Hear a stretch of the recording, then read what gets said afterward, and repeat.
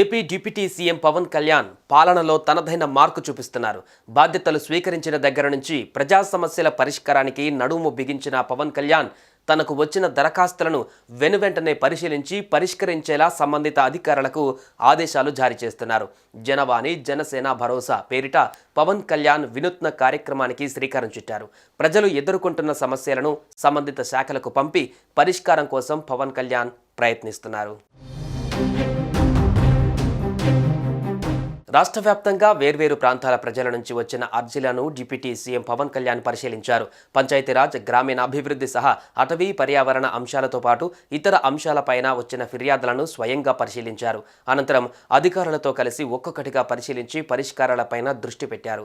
వెంకటగిరిలో బైక్లపై మహిళలను, వృద్ధులను భయభ్రాంతులకు గురి చేస్తూ వేధిస్తున్న ముఠాలపైన వచ్చిన ఫిర్యాదుపై స్పందించి తిరుపతి ఎస్పీతో ఫోన్లో మాట్లాడారు. డిప్యూటీ సీఎం ఆదేశాల మేరకు గంటల వ్యవధిలో పోలీసు యంత్రాంగం స్పందించి ఆ ముఠాపై కేసు నమోదు చేశారు. ఆయనకు కేటాయించిన శాఖల పరిధిలోని అర్జీలను సంబంధిత అధికారులకు పంపిన డిప్యూటీ సీఎం తక్షణమే వాటిని పరిష్కరించాలని ఆదేశించారు. సార్, నాకు రెగ్యులర్గా మన రిపీటెడ్ కంప్లైంట్స్ ఉన్నాయి sir. Just I want bring it to notice. Madhu గారు చెప్పారు కదా సార్, కొంచెం చూడండి సార్. వాళ్ళు A small submission, sir. One motorcycle was immediately fitted with the regular silencer, and the council also already counseled, sir. They are taken to police station and counseled 4 days back, sir, because that 6th line, one of the person in 6th line, sir, NTR colony complained, sir.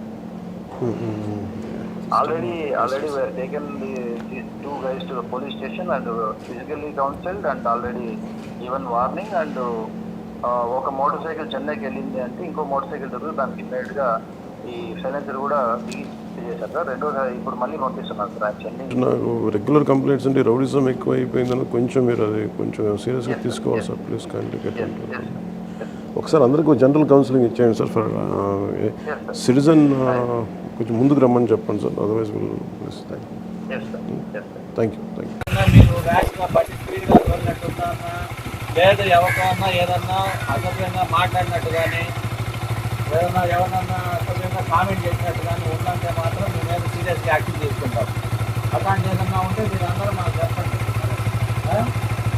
Video వీళ్ళ వల్ల ఉందని చెప్పేసి నాకు video వస్తుంది కాబట్టి అందుకన్నా మీ అందరూ పిలిచి మీ ముందే వీళ్ళని అడగడానికి కాదు. ఎందుకంటే ఏదన్నా మీరు ఇదిగానే ఈ వీధిలో మళ్ళీ ఏదైనా స్పీడ్గా పడిపోతా లేదు ఎవరికన్నా ఏదైనా కామెంట్ చేసినట్టు ఉన్నా కానీ మీ మీద సీరియస్గా యాక్షన్ తీసుకుంటాం. చెప్తున్నా వేరే సైలెన్స్ ఏమన్నా పెట్టున్నా కానీ ఊరుకునేది ఉండదు.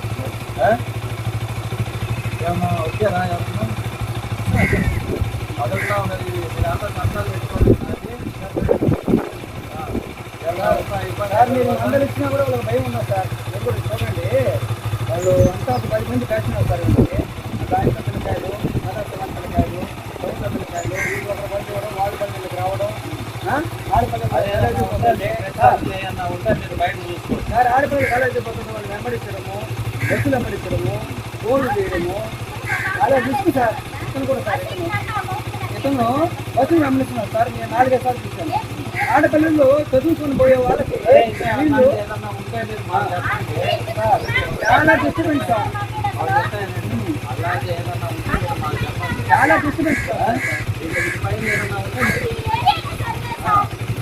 చాలా డిస్టర్బెన్స్ సార్. నేను ధీమా సార్, ధీమాగా సార్ కూడా పంపిస్తా ఉన్నాము.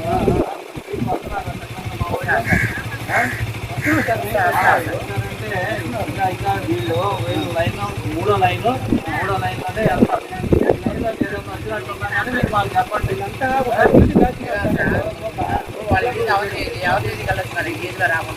అందుకే చెప్తా ఉన్నాను నేను అన్నీ చెప్తున్నాను. చిన్న బిడ్డలు బైక్లో పోతుంటే మీ వీధిలోనే వెళ్ళండి, మీ వీధిలోనే రండి. వీధిలో మీకు ఎంత బంధువులు ఏమన్నా ఉన్నారనుకుంటే అప్పుడు మీరు సైడ్ రండి. ఇబ్బంది ఏం లేదు. మీరు ఇంకోసారి ఏదన్నా మీకు ఇక్కడ పొరపాటు వచ్చిందని అంటే ఊరుకోండి.